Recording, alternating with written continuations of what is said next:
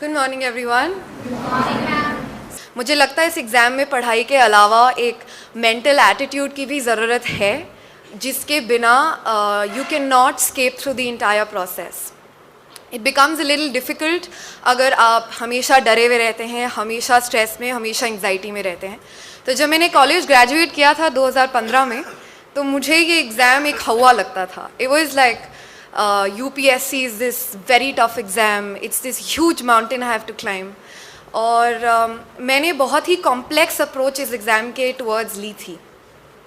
Random books उठाई, fancy not random, fancy books उठाई, NCERTs पढ़ी पर सीरियसली नहीं पढ़ी। और नतीजा उसका ये हुआ कि 2016 और 17 के प्रीलिम्स स्टेज पे ही आई फेल। 16 और 17 में मेरा prelim score at least 5 to 7 marks cut off से नीचे था। तो उसका रीज़न यही था कि मेरा मेंटल एटीट्यूड बहुत ज़्यादा ख़राब था इस एग्ज़ाम को लेके। डर, एंग्जाइटी, अपने आप पे डाउट्स कांस्टेंट बहुत ज़्यादा था, इसीलिए मैं एग्ज़ाम में फॉल्टर की। इनफैक्ट मेरे दोस्त ने, जब मैं फ़ेल हुई थी प्रीलिम्स, तो उन्होंने मुझे बोला था कि it's good you failed. I was like why are you saying this? He is like because तुम मेंस के लिए रेडी नहीं हो अभी, you have not studied holistically, so take 1 year from now till 2018 और अच्छे से पढ़, इतना अच्छे से पढ़ कि नेक्स्ट ईयर तो किसी स्टेज पे फॉल्टर ना करे। And that is exactly what I did. After clearing prelims in June, I went on to clear mains interview, and here I am with rank 35. Because once you have a holistic strategy, you do not falter, and it's better to have that strategy, because आप जैसे falter करते जाओगे, आपका competence और confidence दोनों simultaneously साथ में dip करेंगे। So for how many of you here are foundation batch students, I think the focus should be कि मैं जो भी चीज़ पढ़ूँ अभी वो अच्छे से पढ़ूँ, अपना फाउंडेशन और बेस अच्छे से बनाऊँ, और आगे जाके मैं एग्ज़ाम 1 go में क्लियर कर लूँ। I am not saying that mistakes होंगी, you might falter at some stage because of some reason, but your effort should be to clear this exam in 1 go। That is all. I didn't, there are many who did not, but you can. That's the only thing I am saying. To really make your dreams come true, dream first, but dream करो और उसको fulfil करने का proper hard work रखो। This is the hope that I emphasised on. Do not, so me and Junaid and there are so many other toppers, the only thing different about us, हम लोग geniuses नहीं हैं। हम लोग का एक quality बहुत अच्छा है कि we knew our strengths and weaknesses and we worked to capitalize on our strengths and reduce our weaknesses। तो हमें लगा कि हमारा ethics strong नहीं है, तो हमने ethics पढ़ के ethics strong किया। हमें लगा optional नहीं strong है, तो optional पढ़ के optional strong किया। So this is a quality that very few people have। Even if you've not had a background in history, political science or any of the art subject, you need to pick up basic books to understand the nitty-gritties of it। तो इस साल GS1 में question था Indian और western secularism के difference पे, और वो बहुत क्लियरली सोशोलॉजी के NCERT में लिखा है, डिटेल में लिखा है, 11th की या 12th की, that I can't recall right now, but the fact that NCERTs have answers to most of the questions, at least concept wise, is extremely easy to understand। and तो पहले logically आप NCERT की किताब ही उठाओ और उसको ख़त्म करो अच्छे से। So now here I would like to just tell you that how to read a book, most of us do not even understand that well। तो जब आप बुक उठाते हो, आप उसे कवर बाय कवर या लाइन बाय लाइन मत पढ़ो, एक चैप्टर पढ़ा ख़त्म कर दिया, दूसरा चैप्टर पढ़ा ख़त्म कर दिया। No, have a macro perspective कि कैसे चीज़ें इवॉल्व हो रही हैं। तो जैसे एंशिएंट इंडिया में ले लीजिए, if the status of women for example और religion for example with time evolve हुआ है बहुत लॉजिकली, अगर आप देखेंगे। Same if you reading the chapter on the president for polity, you'll realise कि प्रेजिडेंट की पावर्स लिखी हैं उसमें, अगर आप बेसिकली उसे रट्टा मार लोगे, you digging your own grave, but someone who'd understand it conceptually, you will see why president is called a rubber stamp, right? So when you read a book first time, I get it, आप line by line पढ़ रहे हो, cover by cover पढ़ रहे हो, but make it a habit कि आप थोड़ा सा मैक्रो पर्सपेक्टिव कंसेप्चुअली डेवलप करो।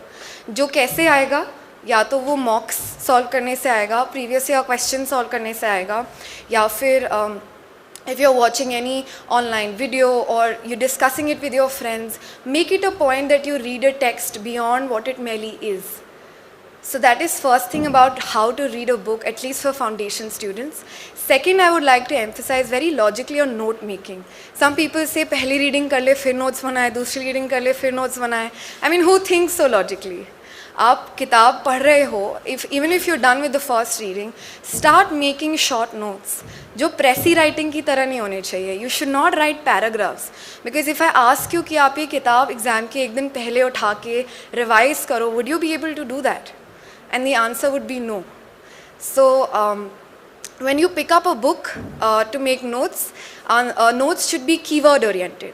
मतलब कि अगर मैं नागर टाइप ऑफ आर्किटेक्चर देख रही हूँ टेम्पल्स का, तो मैं लिख रही हूँ कि उसके कैरेक्टरिस्टिक्स क्या थे एक एक वर्ड में. So note making is very very crucial to clearing this exam, because ultimately course इतना है, everything under the sun जिसे कहते हैं, that वो book दोबारा पढ़ना exam time पे बहुत ज़्यादा difficult हो जाएगा. So second is note making. Third is about practice and revisions both. I'll take it together. Revisions has already been stated, very important. Now how many times, that is what people ask me. एक बार किया, दो बार किया, तीन बार किया. I would say read Lakshmikant at least 15 times. Does that sound a big number? Right? No, it's not. 15 is the minimum times that you should be revising Lakshmikant.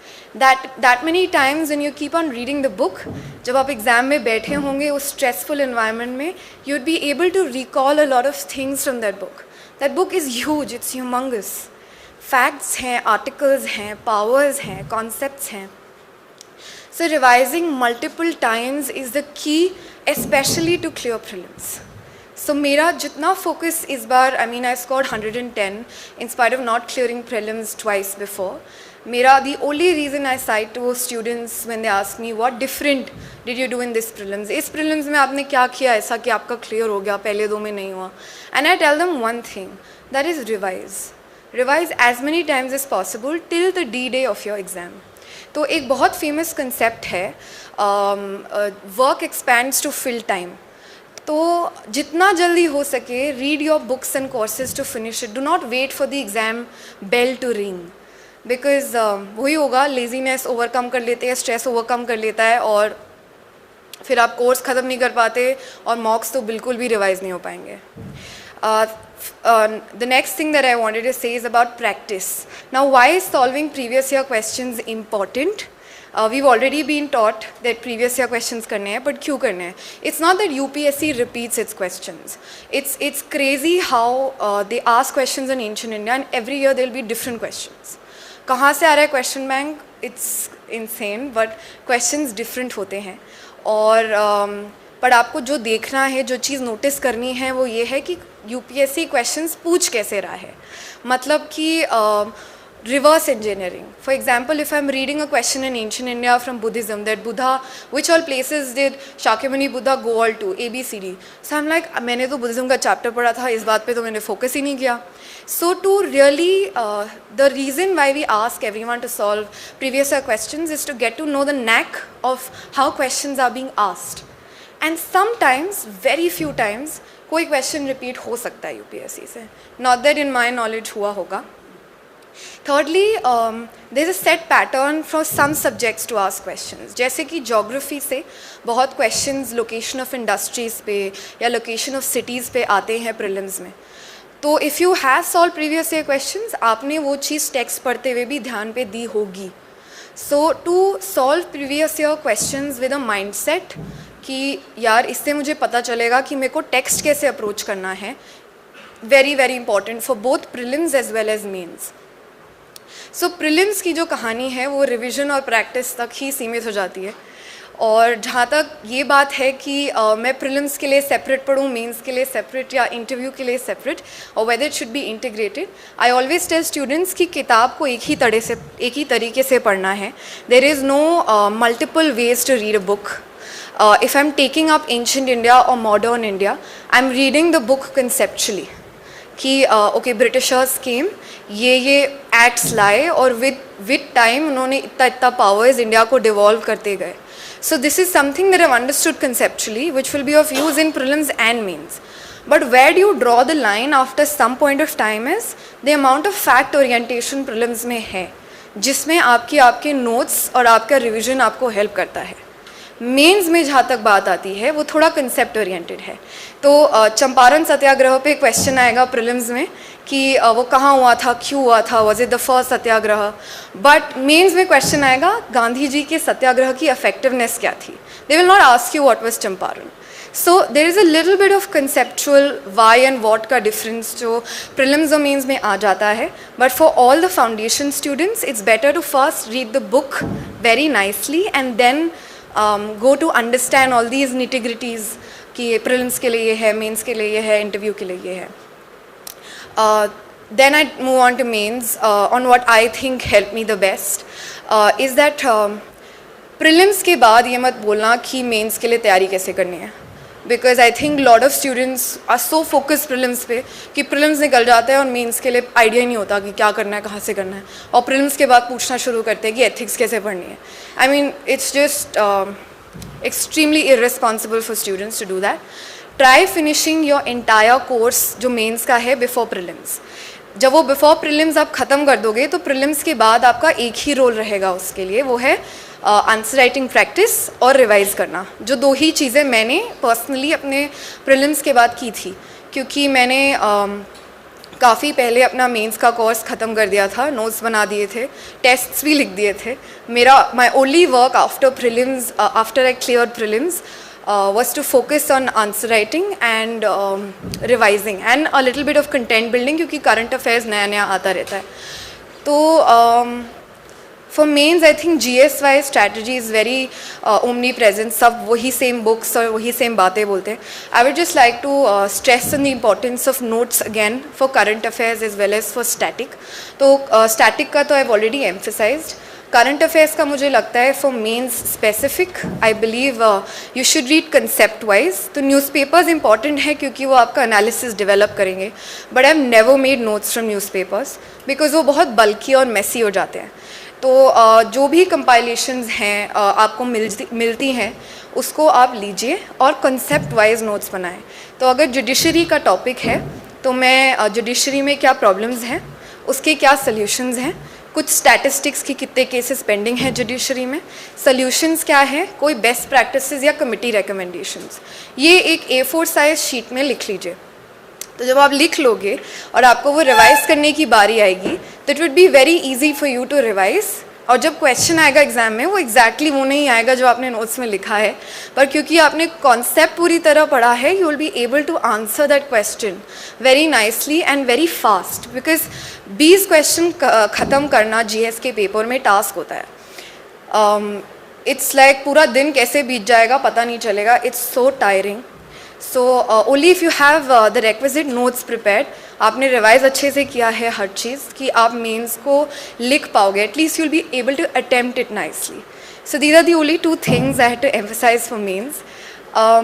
As far as the interview is concerned, I don't know how legible I am to comment क्योंकि my interview score was not that good. But then I also feel कि जो fail कर जाता है he has better prowess to guide than the ones who succeed. So वो interview as well, the focus needs to be to read the newspapers because questions are more current oriented than I mean it's also on the DAF but current पे थोड़ा emphasis रहता है. But to develop an opinion on it, mains तक हम लोग किसी भी चीज़ में opinion या मन की बात नहीं कर रहे थे. We were just citing committee recommendations या जो किताब में लिखा है, we were just merely stating that.